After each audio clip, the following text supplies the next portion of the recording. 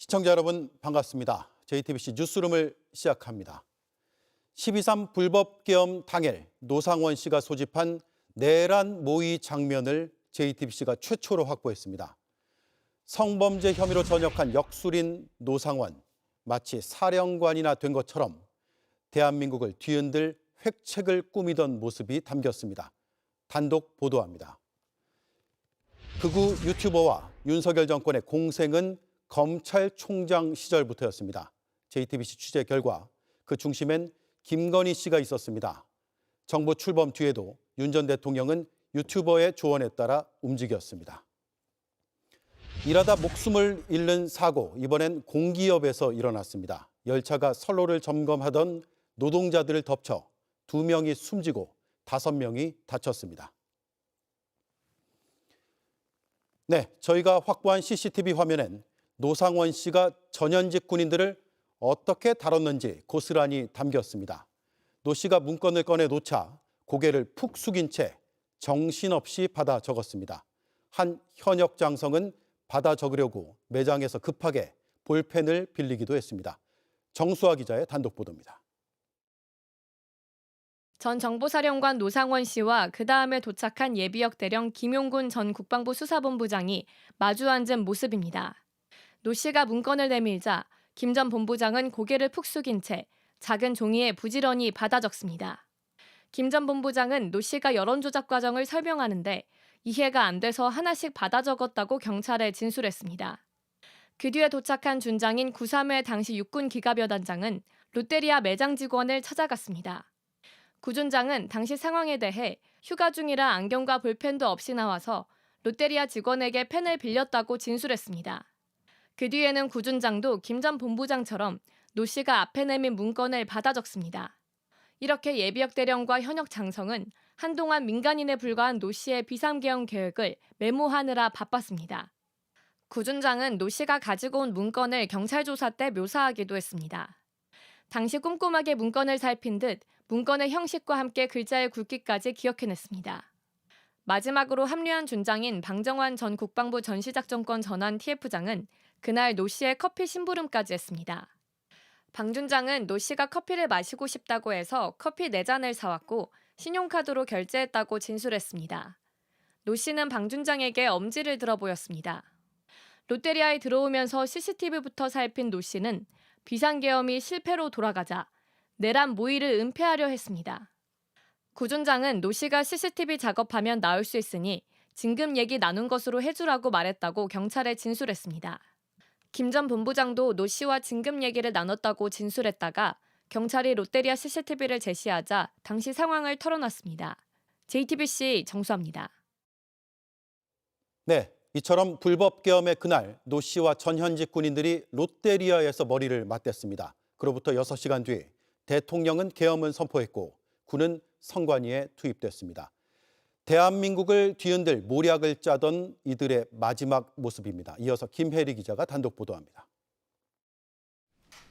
지난해 12월 3일 오후 민간인이던 전직 정보사령관 노상원 씨는 경기도 안산의 롯데리아로 전현직 군인들을 불러 모았습니다.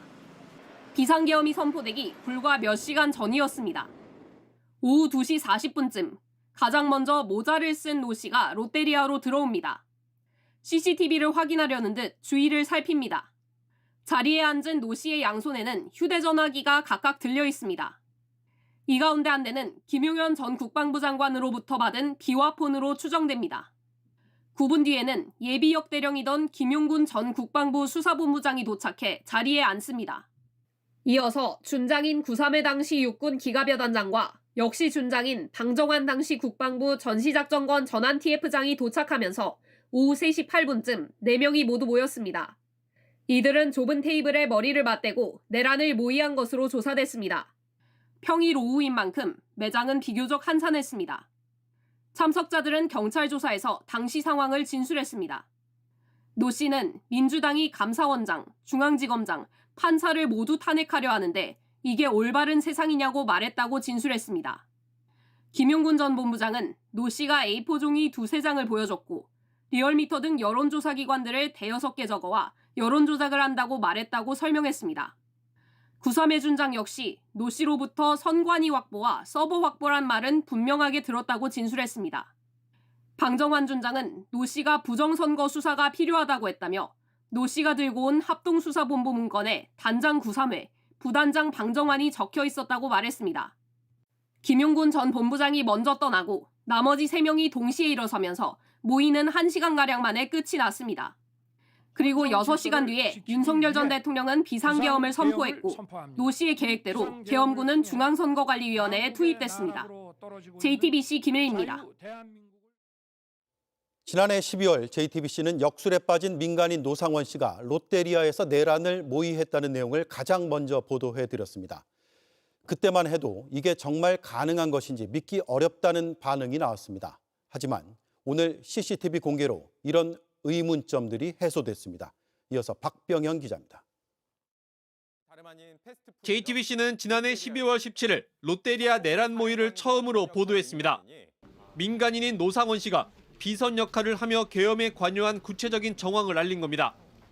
노 씨가 성범죄로 정보사령관에서 파면됐었다는 점과 역술과 무속에 빠져 있었다는 내용도 추가로 보도했습니다. 그분이 철학도 보시고 다 터득한 사람이에요. 나눔도 하시고 나름이 다 터득한 사람이에요. 시골에서도 이제 유명하니까 시골에서도 봐주고 그런가 봐요. 내용하고도 장난도 하고. 이런 노 씨를 따라 전현직 군인들이 내란을 모의하고 더욱이 그 장소가 롯데리아였다는 사실에 큰 파장이 일었습니다. 영화 같은 이야기라 믿기 어렵다는 반응까지 나왔습니다. 노 씨는 수사기관에서 진술을 거부했고 모의에 참여한 장성들도 부인하거나 말을 아꼈습니다. 구삼회 등과 회의 안 했습니까? 예, 회의한 적은 없습니다. 구삼회 장군이 단장, 예 말씀하셨죠?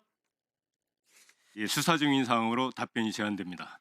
롯데리아 내란 모의가 찍힌 CCTV는 그동안 있었던 의문점을 한 번에 해소했습니다.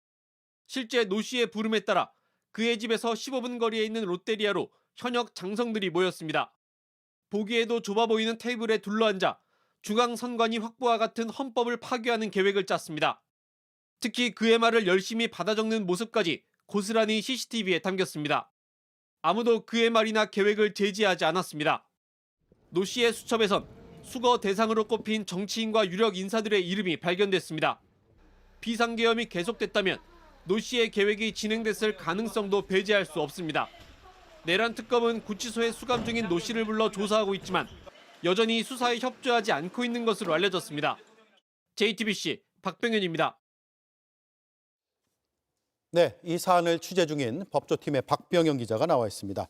롯데리아 CCTV 영상이 있다는 거는 알고 있었는데 그 장면이 확인된 건 이번이 처음이네요. 예, 이번이 처음입니다. 이때가 이 계엄이 선포됐던 지난해 12월 3일 오후 3시쯤입니다. 예. 이 평일 낮 노상원 씨 집 근처에 있던 경기도 안산의 롯데리아에 이 전현직 군인들이 모여서 선관위 장악 계획을 지시받는 모습입니다. 예. 장성급 군인이 고개를 숙이고 노 씨의 지시를 받아 적는 모습을 볼 때 노 씨의 위세가 어느 정도인지 가늠할 수 있습니다.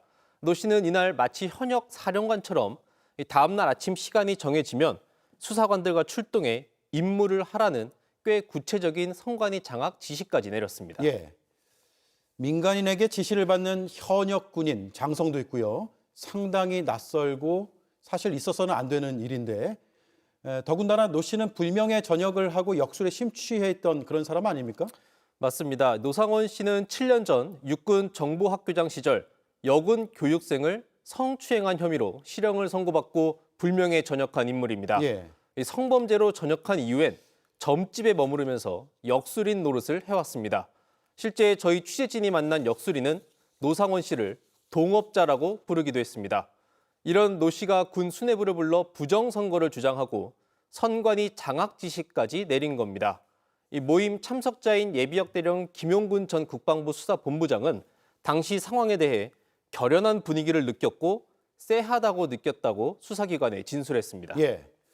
노 씨가 장군들보다 위에 있는 듯한 태도로 지시를 내렸잖아요. 맞습니다. 당시 참석자들의 진술을 토대로 당시 상황을 재구성해 보겠습니다. 예. 구삼회 준장의 진술입니다. 노상원 씨가 김용군 전 대령에게 이렇게 저렇게 해라 하면 김용군 전 대령이 이렇게 하라는 말이지요 라고 대답했다고 합니다. 그러면 노 씨가 또 그게 아니고 이렇게 하란 말이에요 라며 노 씨가 사실상 지시를 내리는 입장이었다라는 게 구삼의 준장의 진술입니다. 구삼의 준장이 볼펜을 빌려 노상원 씨의 지시를 받아 적자 노상원 씨는 3회 너는 머리가 좋잖아. 뭘 그렇게 적냐며 말하기도 했습니다. 예, 그만큼 노 씨가 계엄에 깊숙이 개입했다는 것으로 볼 수 있는 대목이군요. 예, 내란 모의 몇 시간 뒤 비상계엄이 선포됐을 때 윤 전 대통령이 발언한 내용과 비슷한 내용을 노상원 씨가 발언을 했습니다. 노상원 씨는 이날 회의 장소에서 민주당에서 감사원, 중앙지검장, 판사까지 탄핵하는데 이게 올바른 나라냐라고 했습니다. 윤석열 전 대통령의 당시 발언은 직접 들어보겠습니다. 예, 판사를 겁박하고 다수의 검사를 탄핵하는 등 사법 업무를 마비시키고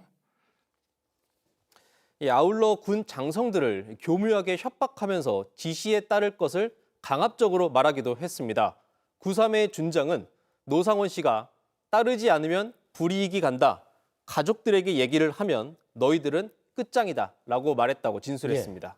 끝장이다. 입막음까지 지시한 거네요. 네, 맞습니다.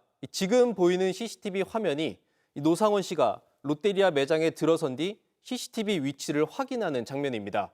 노상원 씨는 이 CCTV의 존재를 알고 있었던 겁니다. 계엄 해제 후에 노상원 씨는 구삼의 준장에 연락해 CCTV는 작업하면 나올 수 있다며 진급 관련한 이야기를 나눴다고 해달라라며 수사에 대비해 사건을 은폐하려던 정황도 드러났습니다. 실제로 김용군 전 대령은 경찰 조사 때 진급 얘기를 했다라고 진술을 했다. 뒤늦게 진술을 바꾸기도 했습니다. 예, 잘 들었습니다. 박병현 기자였습니다. 노상원 씨는 전북 군산에 있는 점집을 수십 차례 찾았습니다. 오늘 특검은 노 씨의 단골 점집을 운영하는 무속인을 참고인으로 불렀습니다. 이른바 계엄 수첩 속 필체가 노 씨의 것이 맞는지를 확인했습니다. 우원석 기자의 단독 보도입니다. 롯데리아 내란 모의를 주도한 노상원 씨는 전북 군산에 있는 무속인 이선진 씨의 단골이었습니다. 이 씨 휴대전화에 사주 군인으로 번호가 저장돼 있습니다. 노 씨는 비상계엄이 선포되기 1년 전쯤 김용현 전 국방부 장관의 사주를 물으며 함께 준비 중인 일이 있다고 했습니다. 뭔가 내가 이 사람과 함께 일을 하려고 하는데 그 일이 진행이 되겠느냐를 이제 여쭤보셔서 내란 특검은 이런 이 씨를 오늘 참고인으로 불러 조사했습니다. 지난달 30일 전북 군산에 있는 이 씨의 점집을 방문 조사한 데 이어 두 번째 조사입니다. 특검은 이 씨에게 노 씨의 계엄 수첩을 보여주며 누구 필체인지 물어봤고 이 씨는 노 씨 필체가 맞다고 답한 것으로 전해졌습니다. 노 씨는 과거 이 씨에게 명리학과 같은 역술 강의를 해줬는데 이 씨는 이때 노 씨의 손글씨를 자주 봐왔습니다.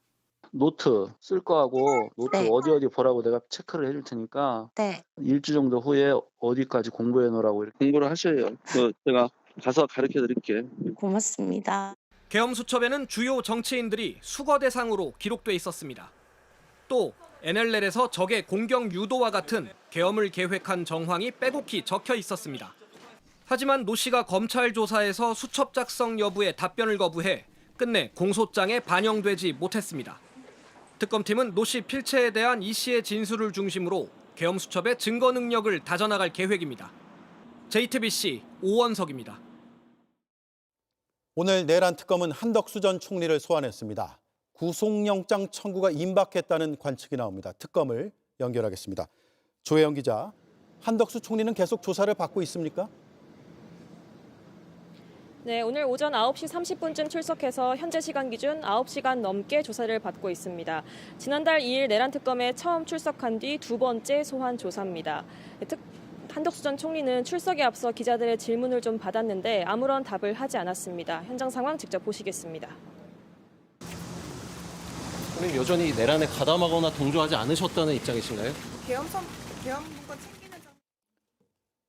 예, 오늘 조사가 마지막이 될 수도 있습니까? 네, 특검은 일단 한 전 총리 혐의와 관련해서 준비한 질문들을 가급적 오늘 안에 모두 소화한다는 방침입니다.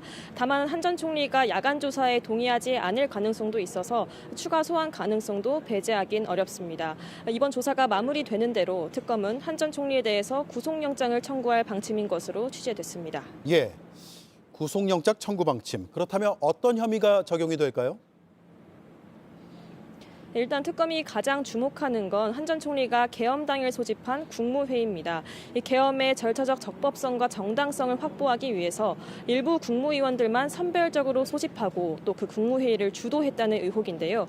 이와 관련해서는 내란 중요 임무 종사 혐의가 적용될 가능성이 큽니다. 또 이 밖에도 최초 계엄 선포문의 법률적 결함을 보완하기 위해서 이 사후 계엄 선포문을 만들고 부서하고 그 뒤에도 이걸 삭제했다는, 이걸 폐기를 지시했다는 허위 공문서 작성과 관련된 혐의, 그리고 헌법재판소에서 계엄 관련 문건을 본 적이 없다고 증언한 위증 혐의 등도 구속영장에 담길 것으로 예상되고 있습니다. 예, 구속영장이 청구가 된다면 증거인멸 우려가 핵심 쟁점이 될 것 같습니다. 특검은 어떻게 판단하고 있습니까?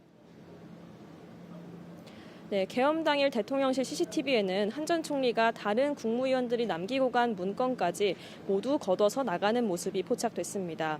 이후 특검 조사에서 한 전 총리는 이 문건을 직접 폐기했다고 진술한 것으로 저희 취재 결과 파악이 됐습니다. 특검은 계엄 당일 대통령실에 남았던 중요 증거들을 없앤 정황으로 보고 있습니다. 이런 증거인멸 우려 등은 한 전 총리의 구속영장에 좀 중요하게 담길 것으로 보입니다. 예. 그리고 이상민 전 장관은 구속 기소가 됐다고요? 예, 방금 전 들어온 소식입니다. 국무위원으로는 두 번째로 이상민 전 행정안전부 장관이 구속 상태로 재판에 넘겨졌습니다. 내란 중요 임무 종사 혐의와 또 직권남용 혐의, 그리고 헌법재판소의 위증 혐의가 담겼는데요. 특검팀 설명 들어보시겠습니다. 국민을 보호할 책무를 지는 행안부 장관이 대통령이었던 윤석열을 오두머리로 하는 국헌문란 목적의 폭동에 가담, 그 권한을 남용하여 네, 이 전 장관은 구속된 뒤에도 언론사 단전 단수를 지시했다는 의혹 등 본인이 연루된 혐의 대부분에 대해서 인정하지 않은 것으로 파악됐습니다. 네, 내란 특검 사무실에서 조혜영 기자가 전해드렸습니다. 계엄 포고문 본 적 없다. 한덕수 전 총리가 국회에서 한 이 증언은 특검 수사 결과 거짓으로 드러났습니다. 이런 위증은 국정조사 기한이 끝나 처벌이 어려웠습니다. 민주당이 이를 처벌할 수 있도록 법을 발의했습니다. 류정화 기자가 보도합니다. 총리님, 그 포고문은 있었습니까, 자리에 그러면? 저는 보지 못했습니다. 당연히 그런 것들이 있었으면은 정식 안건으로서 이렇게 제기가 됐어야 될 텐데 전혀 그런 거 없었습니다. 한덕수 전 국무총리는 국회 내란 국정조사 특위에서 비상계엄이 해제된 뒤에야 포고문의 존재를 알았다고 했습니다. 비상계엄 그 국무회의, 해제 국무회의를 마치고 사무실로 출근을 해서 제 그 양복 뒷주머니에 있는 것을 알았습니다. 하지만 특검이 한 전 총리가 문건을 직접 살펴보고 이를 가져가는 모습이 담긴 CCTV를 확보하면서 거짓말임이 드러났습니다. 위증이 분명하지만 내란 국정조사 기간이 끝나버려 처벌이 어려운 상황.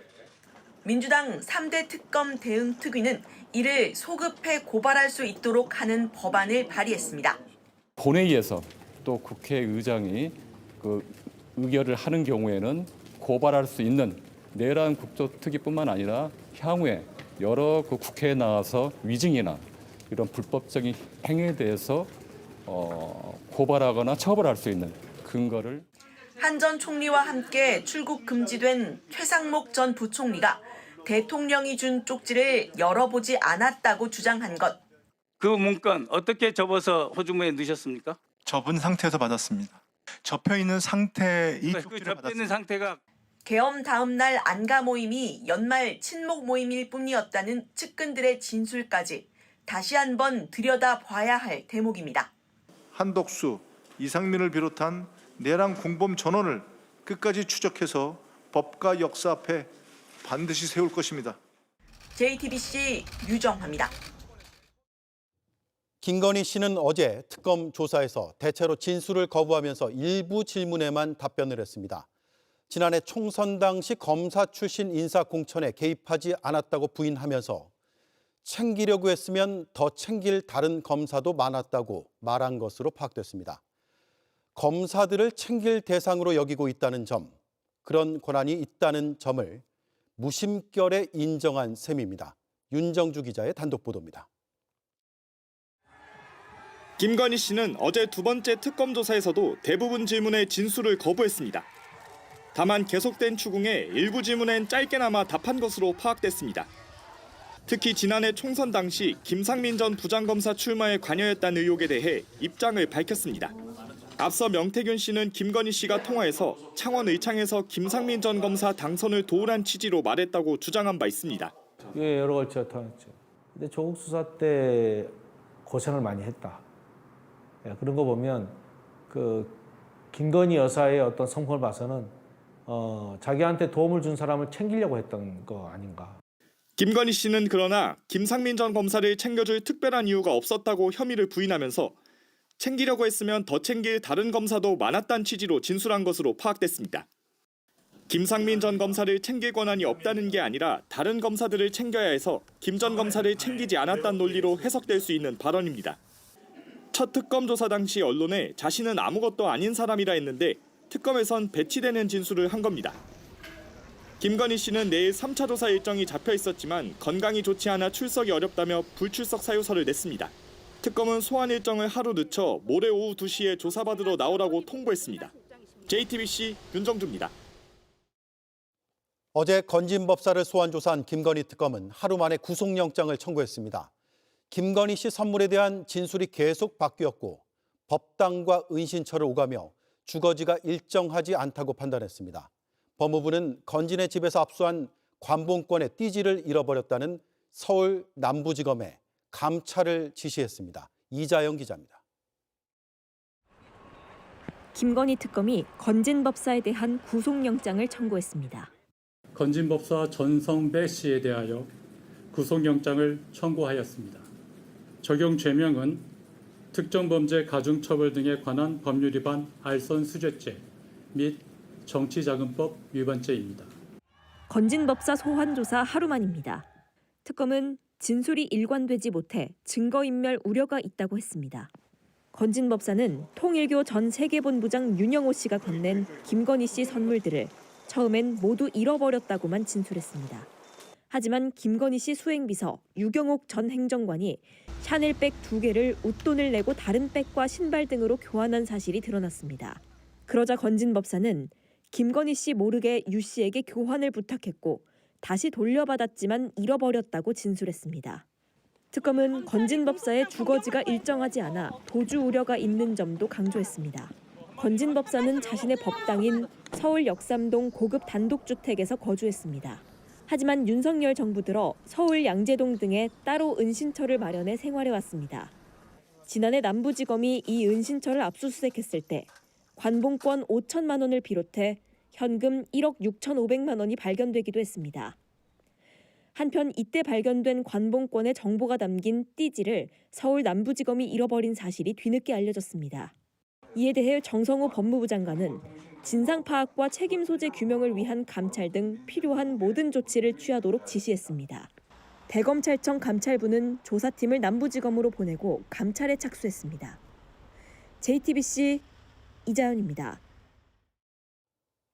잠시 뒤에 윤석열 정권과 극우 유튜버의 정치적 공생관계를 집중 보도하겠습니다. 그 시작은 검찰총장 때였습니다. 중심엔 검찰총장 부인 김건희 씨가 있었습니다. 잠시 뒤에 뵙겠습니다. 중대재해를 막으라는 대통령의 엄중 경고에도 이번엔 공기업인 코레일에서 인명사고가 났습니다. 오늘 경북 청도에서 철로 점검 작업을 하던 노동자 7명이 열차에 치여 2명이 숨지고 5명이 다쳤습니다. 먼저 윤두열 기자입니다. 안전모를 쓴 작업자 7명이 철길 바로 옆을 따라 나란히 걸어갑니다. 잠시 뒤 구급대원들이 현장에 도착했습니다. 철길 옆에 쓰러져 있는 부상자를 살피고 들것에 실어 옮깁니다. 오늘 오전 10시 52분쯤 경북 청도 화양읍 철로에서 동대구역을 출발해 진주로 가던 무궁화호 열차에 작업자 7명이 연달아 치였습니다. 2명이 숨지고 5명이 다쳤습니다. 숨진 2명은 안전점검 하청업체 직원들이었습니다. 부상자 가운데 일부는 상태가 위중한 것으로 전해졌습니다. 열차엔 승객 89명이 타고 있었지만 다친 사람은 없습니다. 원래 여기 그 철도 작업하시는 분들이 많이 있었어요. 처음에는 사고 난 줄도 몰랐어요. 경적 소리도 못 들었고. 작업자들은 얼마 전 내린 폭우로 철길 주변에 피해가 있는지 확인하기 위해 선로 안으로 들어갔습니다.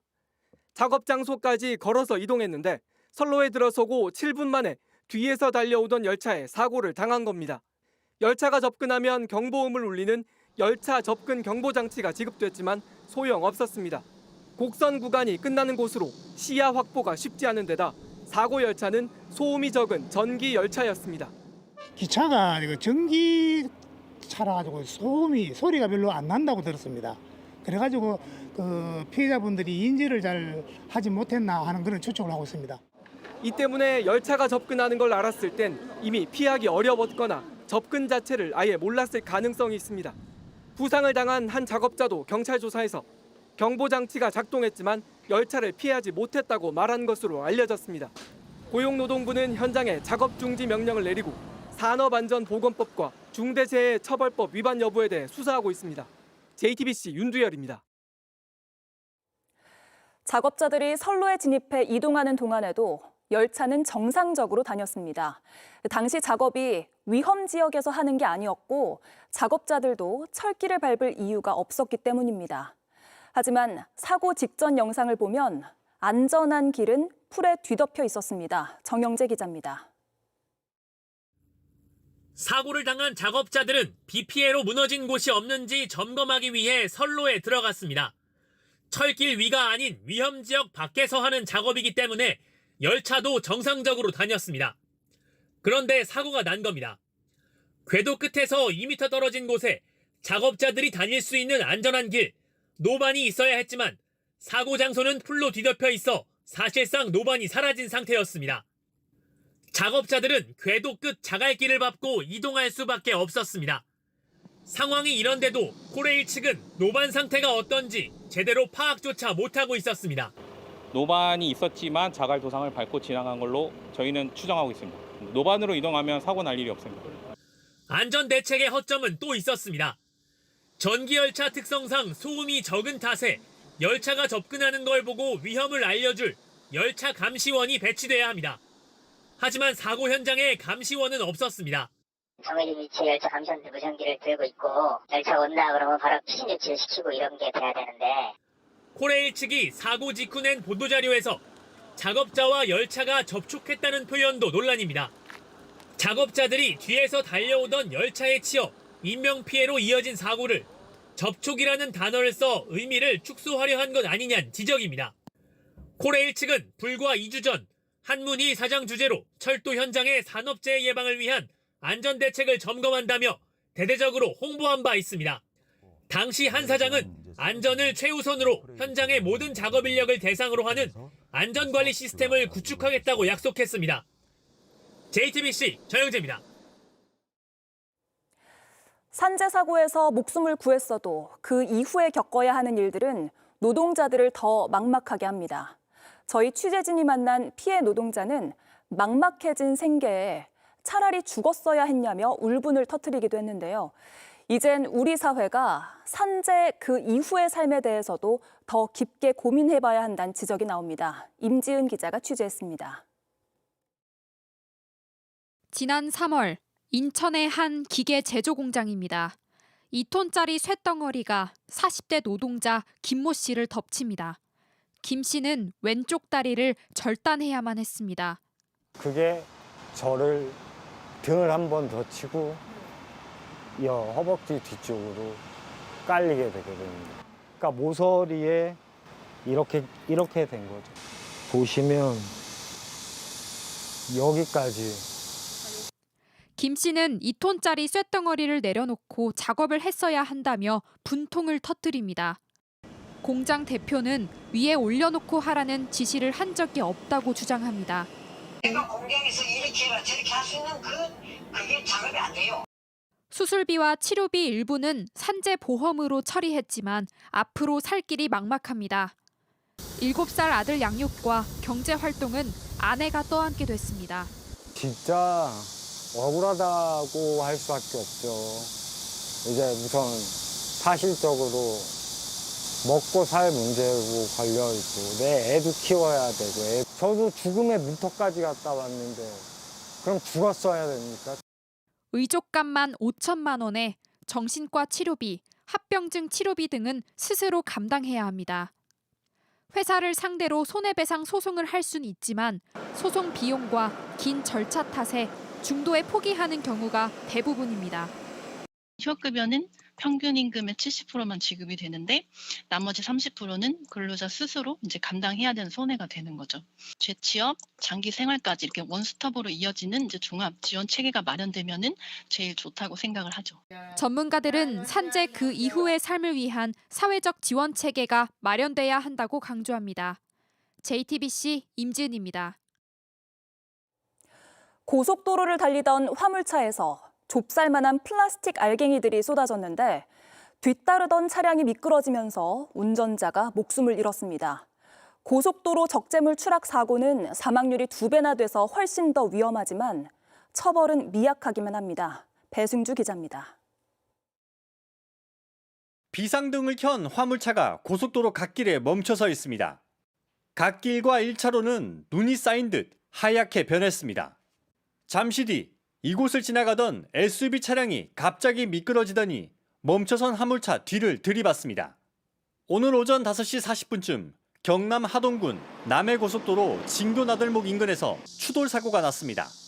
25톤 화물차에 실려있던 플라스틱 제조용 알갱이가 도로에 쏟아지면서 미끄러짐 사고로 이어진 겁니다. 장고수처럼 잔잔한 거이기 때문에 쌓이 그러진 않는데 그게 이제 눈처럼 미끄러지듯이. 플라스틱 알갱이는 좁쌀만한 크기입니다. 사고가 난 화물차가 40개를 싣고 가던 중에 500kg씩 한 묶음이 도로에 떨어진 겁니다. 사고가 난 SUV 차량은 형체를 알아보기 힘들 정도로 파손됐습니다. 하나씩 뜯어내야겠는데요. SUV 운전자 40대 남성은 크게 다쳐 병원으로 옮겨졌지만 끝내 숨졌습니다. 경찰은 50대 화물차 운전기사를 적재물 추락 방지 조치 위반 혐의로 입건해 정확한 사고 경위 등을 조사 중입니다. 과제 그런 건 없는데 해갖고 잘했는데 그게 국도 오면서 좀 틀어졌는가 그게 빠져든 것 같아요. 앞서 지난달 31일 전남 고창 담양 고속도로에서도 대형 트레일러에 실려있던 1m 높이 적재물이 추락했습니다. 적재물은 고속도로 중앙분리대를 부수고 반대편 차로로 넘어가 이를 피하려던 차량이 뒤집히는 등 5명이 크고 작은 부상을 입었습니다. 고속도로에서 적재물이 떨어져 생긴 사고로 숨진 확률은 28.5%로 전체 교통사고 치사율의 2배에 달합니다. 치사율은 치명적이지만 처벌은 약합니다. 단순 적재 불량이면 범칙금 5만 원에 벌점 15점이 전부입니다. 최근 5년간 도로공사에서 수거한 낙하물은 100만 건이 넘습니다. JTBC 배승주입니다. 극한 폭염과 폭우가 반복되면서 아스팔트 도로는 뒤틀리고 포트홀도 곳곳에 생겼습니다. 앞으로 이상기후가 계속된다면 점점 더 심각한 사회 문제가 될 텐데요. 대책은 없는지 이희령 기자가 취재했습니다. 매일 수많은 버스가 쉼없이 다니는 버스 정류장입니다. 이쪽 도로를 자세히 살펴보면 이렇게 성인손 한 뼘보다 더 높이 아스팔트가 튀어나와 있는 걸 볼 수 있습니다. 도로 건너편도 아스팔트가 불룩하게 솟았습니다. 여기 만약에 가까이 되면 차가 기울겠죠, 좀? 위험할 것 같아요. 오늘 오전 서울 난지천공원 인근 서울시 서부도로사업소 작업반이 뒤틀린 아스팔트를 정비하러 나왔습니다. 튀어나온 아스팔트를 깎아내고 새로운 포장재를 깔기 시작합니다. 미리 안 깎아주면 이게 더 높게 치솟죠. 지금 제가 서 있는 도로 위치는 기존 도로보다 색깔이 더 진합니다. 그 말은 아스팔트 정비 작업을 이미 한 번 했다는 뜻인데요. 그런데 이번 여름 폭염이 찾아오면서 같은 곳에서 도로가 한 번 더 솟아올라서 정비 작업을 다시 하게 됐습니다. 올해 유독 잦았던 폭염 탓에 도로 표면이 달궈지면서 아스팔트 곳곳이 물러졌습니다. 여기에 차량이 계속 하중을 가해 아스팔트 형태가 뒤틀리는 소성 변형 현상이 잇따랐습니다. 폭우도 잦았던 탓에 도로가 파인 포트홀도 여럿 생겼습니다. 물량 원체 많은데 저희가 다 소화를 못하고 있어요. 예전처럼 이렇게 잔잔히 오는 비가 아니라 거의 스콜처럼 갑자기 내리는 비들이기 때문에 이게 무른 상태에서 빗물이 계속 흡수를 하니까. 실제로 서울에선 최근 3년 동안 포트홀은 7만 3천여 건, 소송 변형은 1,400건 가까이 발생했습니다. 사고 위험이 큰 만큼 도로도 이상기후에 대응해 개선돼야 한다는 목소리가 나옵니다. 예산이 조금 들더라도 지자체 전체에서 나서서 소성 변형에 강한 아스팔트를 사용하는 정책을 가져갈 필요는 있다고 봅니다. 서울시는 중앙 버스 전용차로 정류장 일부 구간의 아스팔트를 걷어낸 뒤 고강성 콘크리트를 깔았고 2032년까지 모두 교체하겠다고 했습니다. JTBC 이희령입니다. 지난 2월 10명의 사상자를 낸 교량 붕괴 사고. 왜 무너졌나 조사를 해봤더니 이유가 황당했습니다. 구조물 고정 장치를 빼버리면서 그대로 무너져 내린 겁니다. 문제는 이뿐만이 아니었다는데요. 김민 기자가 전해드립니다. 지난 2월 한 차량 블랙박스에 찍힌 영상입니다. 갑자기 교각 위 구조물이 휘청거리더니 엿가락처럼 힘없이 무너져 내립니다. 이 사고로 현장에 있던 노동자 4명이 숨지고 6명이 다쳤습니다. 국토부가 6개월 만에 사고조사 결과를 발표했습니다. 결론은 처음부터 끝까지 총체적인 인재였습니다. 이 다리는 교각을 연결하는 거더라는 뼈대 구조물을 6개씩 놓습니다. 그리고 가장자리엔 거더가 넘어지지 않게 임시로 고정해주는 스크류잭이 있어야 합니다. 그런데 사고 당시 무려 3분의 1을 빼버린 상태였습니다. 마지막 가설 단계 A1, P1 단계에서 기 설치되었던 전도 방지용 스크류잭 76개를 시공사에 보고하지 않고 제거하였습니다. 거더를 설치하는 기계인 런처가 그 위로 이동하면서 스크류잭이 없는 다리는 균형을 잃고 무너져 내렸습니다. 스크류잭을 임의로 제거한 게 붕괴의 결정적 원인이었던 겁니다. 시공사인 현대 엔지니어링은 하청업체가 스크류잭을 빼버린 사실도 파악하지 못했습니다. 문제는 또 있었습니다. 안전관리 계획서인 런처가 뒤로 이동하는 등 불법적인 내용이 포함됐고 현장 관리 감독은 부실했습니다. 국토부는 현대 엔지니어링에 대한 영업정지까지 검토 중입니다. 현대 엔지니어링 사고 같은 경우는 지금 그 중대 사고가 일어난 거고 사망자 수가 많기 때문에 그리고 국토부가 건설사고조사위원회를 했기 때문에 국토부 직권 처분을 할 계획입니다. 또 남은 구조물의 정밀조사를 통해 재시공 여부를 결정하기로 했습니다. JTBC 김민입니다. 한미 정상회담이 엿새 앞으로 다가왔습니다. 이재명 대통령은 미국과 일본 순방에 동행할 재계 총수들을 모아서 대미 투자 계획을 살피는 등 회담 준비를 본격적으로 시작했습니다. 또 회담에 함께 갈 수 있도록 공석이던 주미 대사에 강경화 전 외교장관을 서둘러 내정했습니다. 최규진 기자입니다. 이재명 대통령이 재계 인사들과 한 명씩 악수를 나눕니다. 미국 순방에 함께할 경제단체장과 기업인들입니다.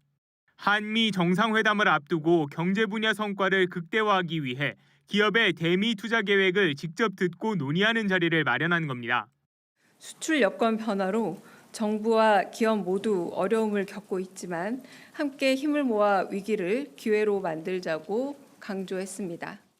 대략적인 관세 협상은 끝났지만 대통령실은 조율해야 할 사안이 많이 남아있다는 입장입니다. 강훈식 비서실장은 기자간담회에서 정상회담 준비와 관련해 불확실성이 뉴노멀이 되는 새로운 통상 환경에 놓여 있다고 했습니다. 그러면서 어떤 품목의 관세가 어떻게 달라질지 몰라 통상당국과 외교당국 모두 철저히 대비하고 있다고 했습니다. 그동안 공석이었던 대사 인선도 이뤄졌습니다. 주미 대사엔 강경화 전 외교부 장관이, 주일 대사엔 이혁 전 베트남 대사가 내정됐습니다. 특히 강 전 장관은 문재인 정부 외교부 장관으로 트럼프 대통령의 첫 임기 동안 최소 4차례 이상 마주 앉은 경험이 있습니다. 2018년과 2019년 서울과 워싱턴에서 열린 한미 정상회담에도 배석했습니다. Clearly, credit goes to President Trump. He's been determined to come to grips with this from day one. 현재 주재국 동의인 아그레망 절차를 진행 중인데 강 전 장관이 방미 일정에 동행할 수 있을지도 주목됩니다. JTBC 최규진입니다.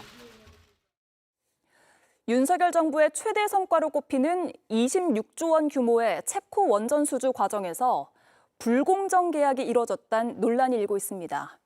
우리 측이 경쟁사에 막대한 로열티를 제공하기로 했다는 건데요. 당장 국회에선 노예 계약이란 반발이 나왔습니다. 박소연 기자입니다.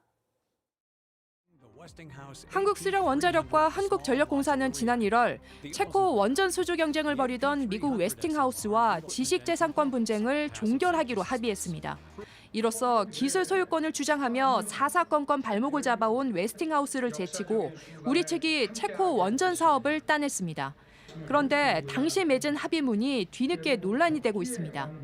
앞으로 50년간 우리가 원전 한 기를 수출할 때마다 웨스팅하우스 측에 1조 원이 넘는 물품 계약과 기술 사용료를 내도록 하는 조항이 포함됐다는 겁니다. 여기다 우리 기업이 소형 모듈 원전 등 차세대 원전을 독자 개발해 수출할 땐 웨스팅하우스의 사전 검증을 받도록 한 조항도 들어간 걸로 전해졌습니다.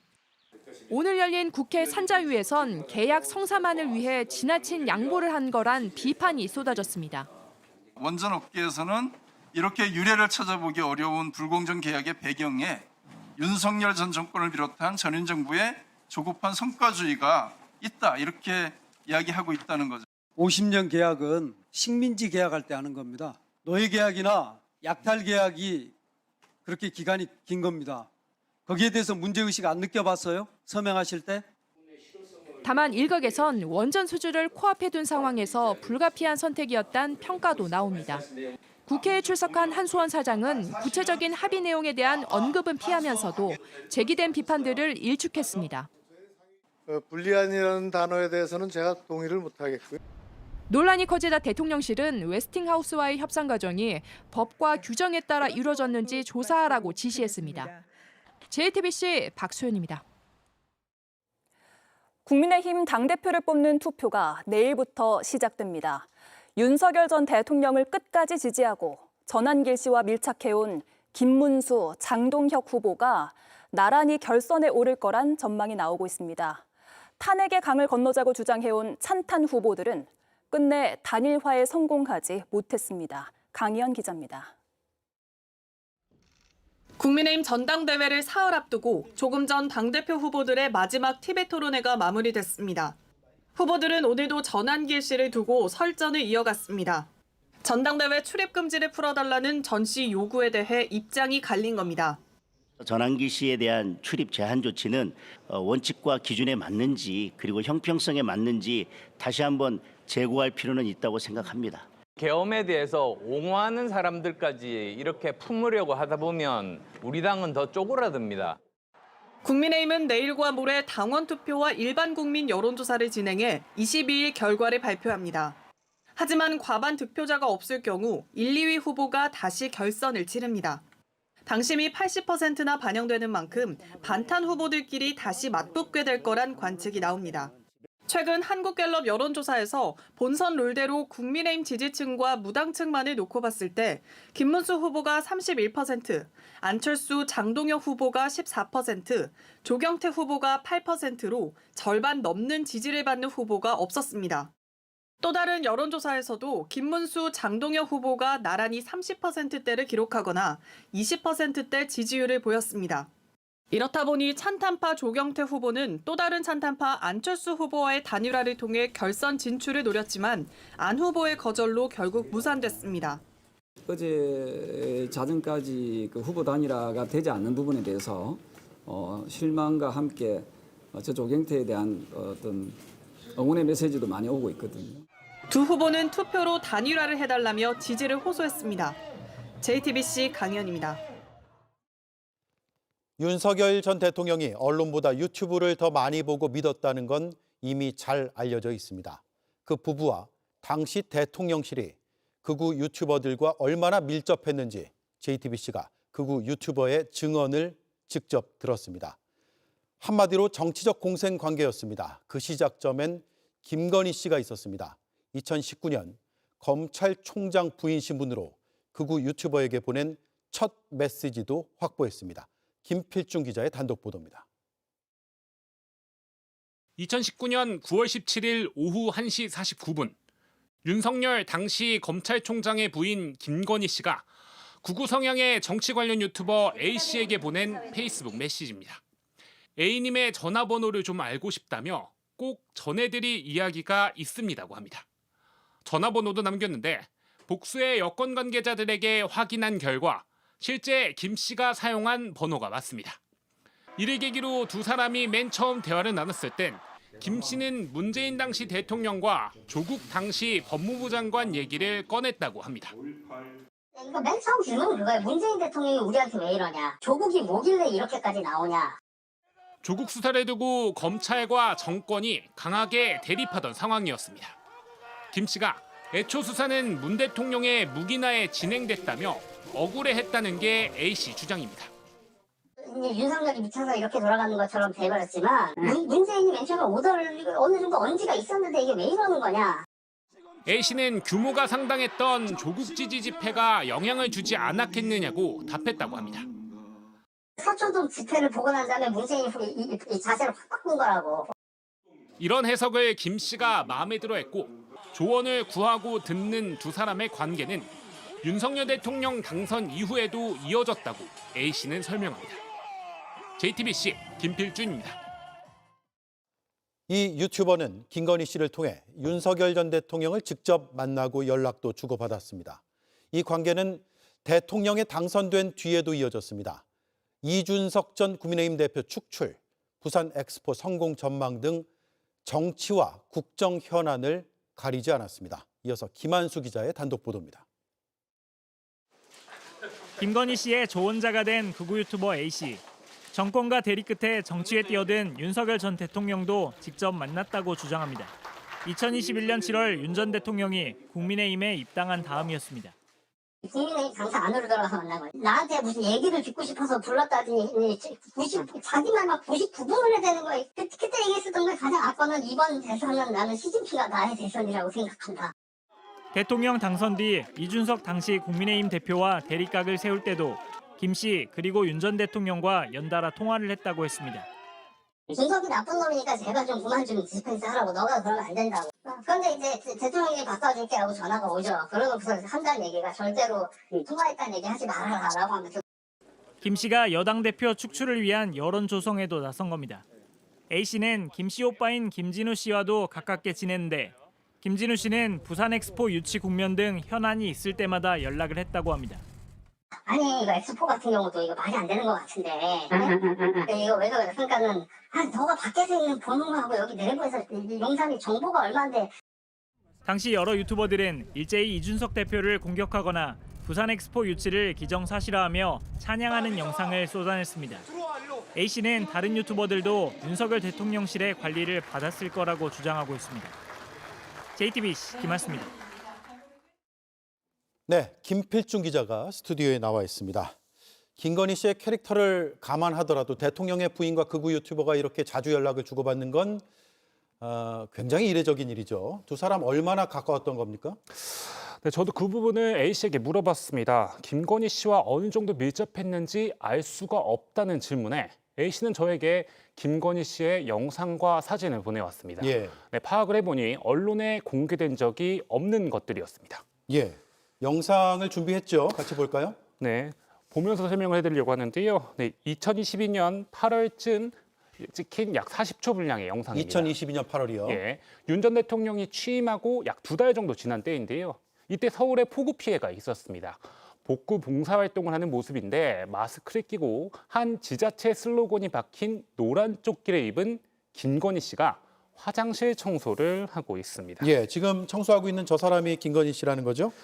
네, 그렇습니다. 네, 영상에서는 얼굴이 잘 보이지 않아서 사진도 확보했는데요. 네, 이렇게 김건희 씨의 얼굴이 뚜렷하게 보입니다. 예, 당시는 김건희 씨가 좀 조용히 지내겠다라고 하던 때 아닌가요? 네, 맞습니다. 네, 대선 기간 중에 학력 위조 논란에 김 씨는 사과에 나서고 조용한 내조까지 약속을 했습니다. 하지만 취임 초기 자신의 팬클럽 건희사랑을 통해 집무실에서 찍은 사진이 공개되며 논란이 되었고 이후 공개 활동을 자제하며 자원봉사만 나섰습니다. 예. 따라서 당시엔 김 씨의 행보가 아름아름 알려지긴 했지만 자원봉사 영상까지는 공개되지 않았습니다. 결국 대통령 당선 이후 대중에 공개되지도 않는 김 씨의 영상을 구 유튜버는 가지고 있었던 겁니다. 그러네요. 영상을 주면서 김 씨는 뭐라고 말했다고 합니까? 일단 당시 상황을 조금 더 설명할 필요가 있습니다. 이게 보시는 기사처럼 김 씨가 자원봉사를 했다는 건 대통령실을 통해서가 아니라 보통 이렇게 제3자를 통해서 뒤늦게 알려졌습니다. 예. 그런데 이 영상을 보내면서 A씨에게 아무도 못 알아봤네. 이번 건 꽝이다라고 말했다고 합니다. 예. 네, 누군가 알아봐서 홍보해주길 바랬던 건데 아무도 못 알아봐줬다는 겁니다. 이에 A씨는 이런 건 미담이니 앞으로는 언론에 알리면서 해라고 조언을 했다고 합니다. 결국 대통령과 영부인이 극우 유튜버와가 자신의 홍보 전략을 논의한 셈입니다.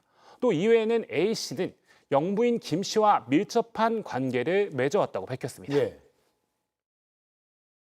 포괄 콘텐츠에서 가서 본 건 나중이죠. 대통령 당선되고 전화하고 텔레그램하고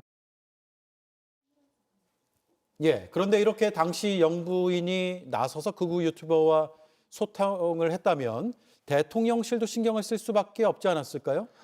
네, 그렇습니다. 당시 시민사회수석실 관계자도 취재진이 만나서 인터뷰를 해봤습니다. 이 관계자는 대통령이 극우 유튜브만 보다 보니 관리를 할 수밖에 없었다며 결국 계엄도 극우 유튜브만 보다 보니 정치적인 최악수를 둔 거 아니냐고 설명하기도 했습니다. 네, 그동안 취재진은 오늘 언급한 유튜버 A씨뿐만 아니라 복수의 극우 유튜버, 여기에 출연한 여권 정치 패널, 그리고 시민사회수석실 관계자까지 모두 취재를 했습니다. 네, 김건희 씨 그리고 윤석열 대통령실이 극우 유튜버들과 어떤 관계를 맺었는지 내일 이어서 보도할 예정입니다. 예, 모두 취재했군요. 내일 보도를 또 기다려보겠습니다. 김필준 기자였습니다. 러우 전쟁을 끝내는 문제를 두고 트럼프 대통령과 젤렌스키 대통령이 만났습니다. 옷차림 지적을 받았던 젤렌스키 대통령이 이번엔 정장을 차려입고 회담에 나섰지만 우크라이나의 안전보장 문제나 푸틴 대통령과의 회담 문제 등에서 뚜렷한 답을 얻지 못했습니다. 워싱턴 정강현 특파원입니다. 트럼프 대통령이 젤렌스키 우크라이나 대통령의 옷차림에 대해 가벼운 농담을 건넵니다. President Zelensky, you look fabulous in that suit. I said the same thing. Yeah, you look good. I said the same thing. Yeah, looks good on I you. said the one that attacked you last time. See, now he's I remember that. Yeah, I apologize to you. You look wonderful. No, my first question for you, President Zelensky. In the same suit. 지난 2월 젤렌스키의 군복 차림을 놓고 설전을 벌였던 것과는 확연히 달라진 분위기입니다. 그러나 강압적인 환경은 크게 바뀌지 않았습니다. 트럼프는 휴전을 선결 조건으로 내건 젤렌스키와 유럽 정상들을 향해 부정적인 입장을 분명히 했습니다. I don't think you need a ceasefire. You know, if you look at the 6 deals that I settled this year, they were all at war. I didn't do any ceasefires. 우크라이나가 요구한 전후 안보 보장 역시 애매모호한 표현으로 넘어갔습니다. 미군 주둔 가능성을 시사하긴 했지만 구체적인 언급은 하지 않았습니다. They are first line of defense because they're there. They're Europe, but we're going to help them out also. We'll be involved. 트럼프는 다만 푸틴과 젤렌스키 두 정상의 양자회담은 적극 중지하겠다고 강조했습니다. 트럼프 대통령은 회담 직후 푸틴 러시아 대통령과 전화통화를 하고 곧바로 푸틴 젤렌스키 양자회담부터 추진하기로 했다고 밝혔습니다. 하지만 러시아 측은 급을 올려 협상하겠다고만 밝혔을 뿐 푸틴이 젤렌스키를 직접 만날지는 여전히 불투명합니다. 트럼프는 푸틴의 젤렌스키와의 양자회담을 강하게 압박한 다음 자신을 포함한 3자 회담을 열어 최종談判에 나설 것으로 관측됩니다. 워싱턴에서 JTBC 정강현입니다. 불법 이민자를 추방하겠다며 보너스까지 내건 트럼프 정부가 올 들어 4만 명 넘는 사람들의 비자를 취소한 걸로 나타났습니다. 여기엔 유학생도 6천 명이나 포함이 됐는데요. 시민권 심사에선 SNS를 검열하고 도덕성 검증까지 하면서 노골적인 반이민 기조를 드러내고 있습니다. 로스앤젤레스에서 홍지은 특파원입니다. 미 국토안보부가 내건 이민세관 단속 요원 모집 포스터입니다. 트럼프 대통령을 배경으로 조국을 지키자며 지원할 것을 권유합니다. 최대 연봉 1억 4천만 원에 7천만 원의 보너스와 학자금 대출 탕감까지 내걸었습니다. 실제 트럼프 행정부는 이민자 단속에 열을 올리면서 올 들어 벌써 4만 명의 비자를 취소했습니다. 같은 기간 바이든 행정부보다 2배 이상 많습니다. 비자가 취소된 대상에는 유학생 6천 명도 포함됐습니다. 대부분 폭행과 음주운전 때문이라는 설명이지만 최대 300명은 테러 지원으로 취소됐습니다. 팔레스타인 무장정파 하마스를 위한 모금을 했다는 이유인데 가자지구 공습 규탄 시위에 참여한 학생들이 대상이 됐습니다.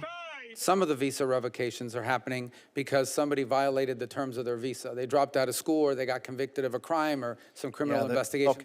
The visa is not a right, it's a privilege. 트럼프 행정부는 비자에 이어 이민 문턱도 높이고 있습니다. 지난 6월부터는 유학생 비자 심사 과정에 SNS 계정 검열을 추가한 데 이어 최근 시민권 심사는 도덕성도 검증하기로 했습니다. 단순히 범죄 기록만 확인하는 수준이 아니라 납세 여부와 교육 수준까지 평가하는 겁니다.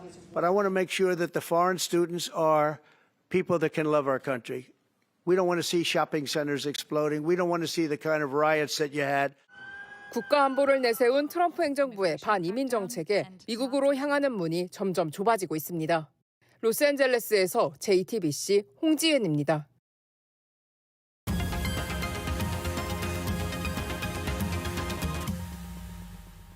네, 비하인드 뉴스를 시작하겠습니다. 최종혁 기자가 나와 있습니다. 첫 번째 이슈는요? 네, 첫 번째 이슈는요. 진짜 속내는입니다. 예. 이 전한길 씨가 어제 국민의힘 당사 1층에서 농성을 하고 있는 김문수 당대표 후보를 찾아갔습니다.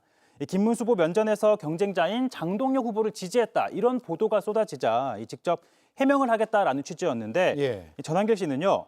그건 오해다. 김문수, 장동혁 모두 훌륭한 지도자라며 장동혁을 지지한 게 아니라 유튜브의 의견을 말한 것이다라고 주장을 했는데 실제 당시 발언을 한번 찾아봤습니다. 예. 저는 장동혁 후보에 대해서 더 적합하다고 생각합니다. 그것은 제 개인적인 생각을 넘어서 사실상 제가 운영하는 또 유튜브에서 또 제 지지하는 분들에게 물어봤습니다. 무려 87%가 장동혁 후보를 지지한다라고 했기 때문에 네, 뭐 유튜브 의견이라고는 했지만 본인도 그렇게 생각을 한다라고 예. 입장을 밝히긴 했거든요. 그러네요. 네, 그러면서 전한길 씨는 또 무엇보다 자신은 누군가를 지지할 수 없다, 혹은 뭐 지지하거나 반대할 수 없다라는 입장도 밝혔는데 그건 왜 그런지 한번 들어보시죠. 예. 전한길은 언론인이기도 합니다. 전한길 뉴스의 발행인으로서 누구를 지지 반대 이렇게 할 수는 없다는 걸 분명히 말씀드립니다. 예. 언론인이니까 특정 후보를 지지할 수 없다라는 건데 지금까지 행보가 언론인이었나요? 어떻습니까? 뭐 저희도 여러 차례 전해드렸었는데요. 뭐 특정 후보를 향해 배신자라고 하거나 뭐 내부 총질을 한다 이런 주장을 했었죠. 그러면서 또 이 전당대회 참석자들을 선동하기도 했었는데 이건 뭐 언론인의 자세라고 보기는 어렵습니다. 자, 보수 유튜버인지 언론인인지 또는 이 김문수 후보를 지지하는지 장동혁 후보를 지지하는지 예. 네, 전한길 씨의 진짜 속내가 좀 궁금해지는데요. 그리고 정치권에서는 또 이 전한길 씨가 오해라고 했던 장동혁 후보의 속내도 좀 아리송하다라는 얘기가 나오는데 이 장면부터 한번 보겠습니다. 예. 법원 행정처에서 파견 나온 장동혁 판사입니다. 예. 장동혁 판사입니다. 법사위 파견 판사를 지냈죠. 2022년에 보궐선거로. 그래서 벌써 재선 의원이네요. 맞습니다. 이 장동혁 의원이 국회 이 파견 판사이던 시절 이 최순실 부정재산 환수법 초안을 만드는 등 당시에는 뭐 민주당 측과 좀 가까웠다라는 주장이 나왔는데 이것도 한번 들어보겠습니다. 예. 법사위 파견 판사라고 하면서 안민석 따라다니더라고. 판사가 왜 저러고 다니냐 그랬더니 나중에 누가 이렇게 얘기해. 저 고향이 충청도인데 박범계 의원 대전시장 나가면 네. 그 자리를 생각하는 것 같다. 상당히 민주당원들과 가깝게 지냈었어. 네, 이후 국민의힘에선 소위 0.5선이었지만 한동훈 비대위 체제에서 사무총장으로 발탁이 됐었죠. 그리고 한동훈 대표 체제 때는 이 소위 러닝메이트로서 이 수석 최고위원을 지내는 등 이 소위 친한계였는데 지금은 뭐 반한계의 선봉에 서 있다고도 할 수 있죠. 예. 뭐 진짜 이 장동혁 의원의 속내가 궁금하기도 합니다. 예. 다음 이슈는요? 네, 다음 이슈는요.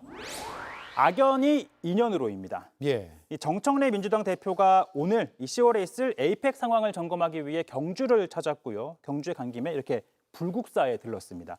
이 에이펙 행사 때 세계 각국 영부인이 이 불국사를 찾는 일정도 포함이 되어 있다라고 하는데요. 이 정청래 대표는 불교와의 인연을 강조했습니다. 들어볼까요? 예. 또 불교와는 또 뗄래야 뗄 수 없는 각별한 또 인연을 또 가지고 있고 제가 또 고등학교도 불교 고등학교를 나왔습니다. 예. 불교 고등학교, 보문고등학교 나왔죠? 맞습니다. 예. 네. 그런데 불교와는 다른 인연도 있다면서요? 맞습니다. 뭐 각별한 인연이라고는 했는데 사실 시작은 좀 악연에 가깝다고 할 수 있습니다. 지난 2021년 국회 국정감사 때 벌어진 일이었는데 어떤 상황이었는지 한번 보겠습니다. 예. 3.5km 밖에서 매표소에서 표 끊고 통행세 내고 들어가요. 그 절에 안 들어가더라도 내야 돼요. 봉이 김선달도 아니고요. 자, 이를 두고 당시 불교계 항의가 쏟아졌습니다. 이 전국 승려대회 등 단체 행동에 나서기도 했는데요. 당시 저도 이 소식 전해드린 적이 있었는데 당시 이렇게 정청래 당시 민주당 의원이죠. 이 사과를 하기 위해 조계사를 찾았다가 문전박대를 당하는 일이 있기도 했습니다. 예, 오랜만에 보네요. 백골피. 네, 맞습니다. 이후에는 그런데 불교계와는 돈독해졌다면서요? 맞습니다. 이 정청래 대표가 이 문화재를 관리하는 비용을 이 사찰이 아니라 국가, 이 지자체가 부담하는 법을 발의를 해서 통과를 시켰고요. 지금은 가보면 이렇게 통행료라고 불렸던 이 사찰 입장료를 받는 사찰은 없습니다. 예. 그래서인지 지난 전당대회 때는 조계종의 한 사찰이 이렇게 정청래 민주당 당대표를 지지한다라는 현수막을 내걸기도 했었거든요. 그러니까 뭐 악연이 인연으로 돌아왔다 이렇게 볼 수 있고요. 뭐 정 대표로서는 돌고 돌아 결국에는 다시 만나게 되는 불교의 뭐 이치 아닌가 싶기도 합니다. 예, 백브리핑이 아니라 비하인드 뉴스. 맞습니다. 최종혁 기자였습니다. 네. 잘 들었습니다.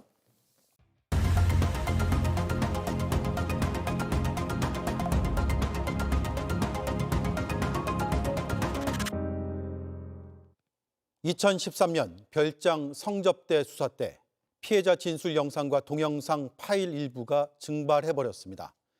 그 사실이 뒤늦게 드러났고 수사가 지연된 원인 중 하나로 지목됐습니다. 2009년 사망한 배우 장자연 씨. 9년 뒤 검찰 과거사위원회가 재조사 끝에 핵심 증거인 원본 문건과 통화 내역의 일부가 사라졌다고 밝혔습니다. 없어진 증거, 늦어진 수사, 멀어진 규명. 수사에서 중요 증거가 누락되면 그 피해가 얼마나 큰지 그 외에 다른 사건들을 통해서도 알 수 있습니다. 이번엔 건진법사의 집에서 압수한 관본권의 띠지가 사라졌습니다. 직원이 실수로 버렸다는 것이 검찰의 설명입니다. 감찰도 안 하다가 오늘 뒤늦게 감찰에 들어갔습니다. 검찰 압수물 사무규칙 제3조. 압수물이 멸실, 훼손, 변질되지 않게 책임감을 가지고 성실하게 관리해야 한다. 이 한마디를 전합니다. 검찰은 규칙부터 지킵시다. 앵커 한마디였습니다. 뉴스룸 마치겠습니다. 내일 뵙겠습니다. 고맙습니다.